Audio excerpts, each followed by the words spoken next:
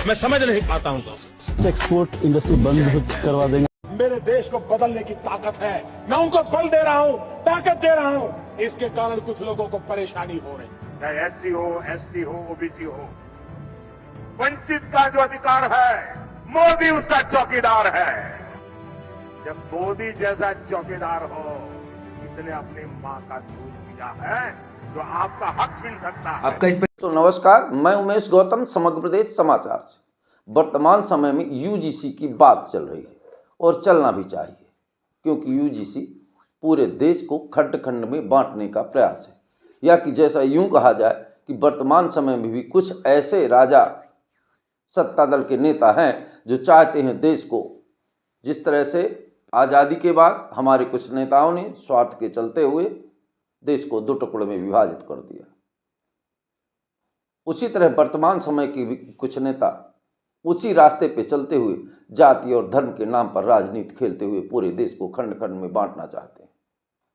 पर एक बात मैं कहूँगा सवर्ण समाज के लोगों से भी, सवर्ण समाज हमेशा देश और राष्ट्र के लिए कुर्बानियाँ देता आया है और देता रहेगा। और ये धरती जब तक है, तो मैंने एक कविता भी छोटी सी लिखी है कि धरती मेरी माता है, माटी मेरा चंदन, इस पर शीश कटाना अपना है अभिनंदन।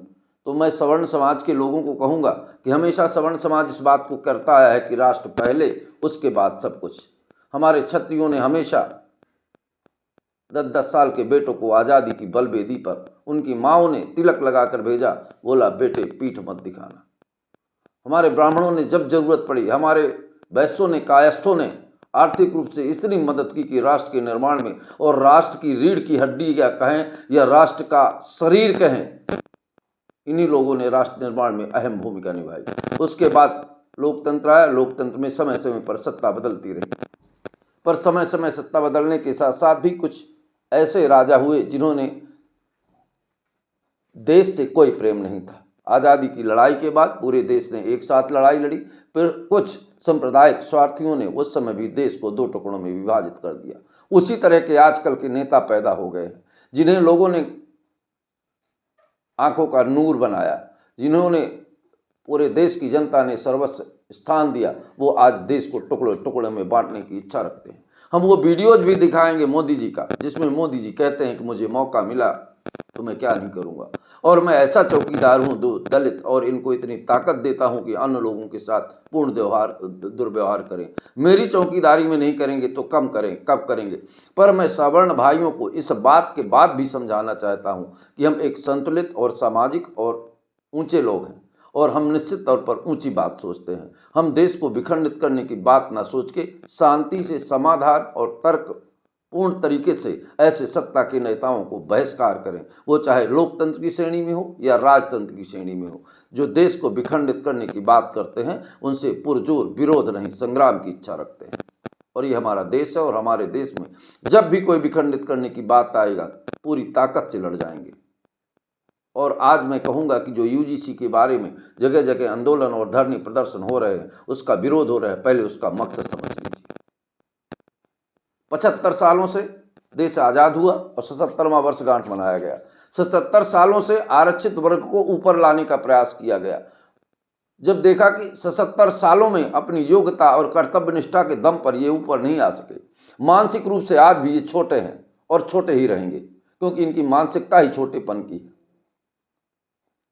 यह जब हमारे सत्ता के शीर्ष पर बैठे नेताओं ने देखा कि 75 सालों से ये आगे नहीं आ पाए, इतना आरक्षण देने के बाद भी सवर्ण समाज के लोग अपनी ताकत और अपनी बुद्धि और अपनी मेहनत के रात रात जाग के अपनी क्षमता को बनाए रखा और जीवित रखा और राष्ट्र निर्माण में सहायक बने रहे, तो हमारी सत्ता के सिंहासन पर बैठे भारतीय जनता पार्टी के कुछ नेताओं ने सोचा कि क्यों न इनके शिक्षा पर भी आरक्षण कर दिया जाए। एक ऐसा कानून लाया जाए जिससे ये पढ़ ही ना सके, कॉलेज जाने के बाद ही इनके बच्चे इस डर के साए में जिए कि कब हमें जेल पहुंचा दिया जाएगा। और जब कोई बच्चा नंबर 1 टॉप पर आने वाला होगा तो किसी विशेष समाज के द्वारा उसे प्रताड़ित कर कानून के द्वारा जेल पहुंचा दिया जाएगा। तो ये एक ऐसी रणभूमि रची गई है जिस रणभूमि के माध्यम से सवर्ण समाज को एक जेल जैसी स्थिति में पहुंचा दिया गया है। इसके बाद भी सवर्ण समाज को एक काम करना चाहिए। मैं तो कहूँगा ये राष्ट्र हमारा है, देश हमारा है, इसको पूरी तरह अध्ययन करके सामाजिक समरसता के साथ इस आंदोलन को लेना चाहिए और उन भाइयों को भी समझाना चाहिए जो हमारे समाज के लोग हैं, हमारे अंग हैं, कि ये राजनीतिक लोग हमें विभक्त करके देश को टुकड़े टुकड़े में बांट के और सत्ता की कुर्सी पर काबिज रहना चाहते हैं। आज लड़ने का समय नहीं है, हमें झगड़ने का समय नहीं है, देश को टुकड़े टुकड़ों में बांटने का समय नहीं है, क्योंकि सत्ता के सिंहासन पर बैठे लोग तो यही चाहते हैं। अगर उनकी इच्छा है कि हम आपस में लड़े और हम लड़ गए तो निश्चित ही जीत उनकी होगी। अगर हम उन्हें हराना चाहते हैं तो उनके ही हथियार से उन्हें मारना होगा। शांति, समरसता और सज्जनता की बलवेदी पर एक दीर्घकालीन आंदोलन के द्वारा पूरे राष्ट्र को इकट्ठा करना पड़ेगा। हमेशा हमेशा अहिंसा का पाठ पढ़ना पड़ेगा। हमारे महात्मा गांधी ने अहिंसा के दम पर अंग्रेजों को हटा दिया, तो क्या हम अहिंसा की बलवेदी पर अपने राष्ट्र निर्माण में सहायक नहीं हो सकते? अब ये राजा और आक्रांताओं का युग नहीं है। यहाँ कोई विदेश से चढ़ाई नहीं किया, हमारे देश की लोगों ने ही देश को बर्बाद करने का बीड़ा उठाया है। चाहे आज की बात हो या आज़ादी के जमाने की बात हो, हमारे देश जब देश गुलाम ने हुआ उस समय भी हमारे देश के लोग विदेशियों के साथ मिलकर अपने देशवासियों से युद्ध करते थे।